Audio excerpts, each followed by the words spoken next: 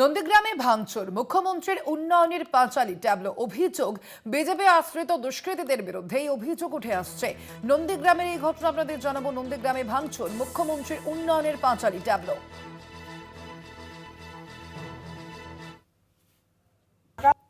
সর্বভারতীয় তৃণমূল কংগ্রেসের পূর্ব নির্ধারিত কর্মসূচি অনুযায়ী মমতা বন্দ্যোপাধ্যায়ের উন্নয়নের পাঁচালীর ট্যাবলো ভেকুটিয়া অঞ্চলে প্রতিদিনের মতো আজও তারা প্রচারে বেরিয়েছিল।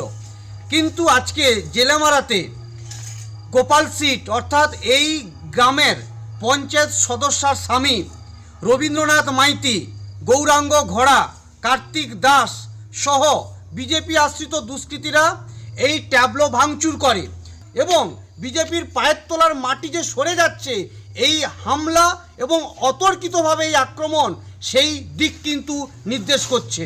বাপ্পাদিত্য গর্গ, নন্দীগ্রাম ১ নম্বর ব্লক কোর কমিটির সদস্য।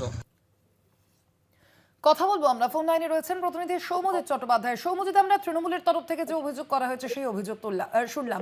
এই অভিযোগ সম্পর্কে বিজেপির কি দাবি, বিজেপি কি বলছে? দেখো, বৃহস্পতিবার সন্ধ্যায় মমতা বন্দ্যোপাধ্যায়ের উন্নয়নের পাঁচালীর যে ট্যাবলো, সেটা কিন্তু নন্দীগ্রামে ভাঙচুর হয়েছে। বিগত বেশ কিছুদিন ধরে নন্দীগ্রামের বিভিন্ন অঞ্চলে এই উন্নয়নের পাঁচালীর ট্যাবলো কিন্তু ঘুরছিল।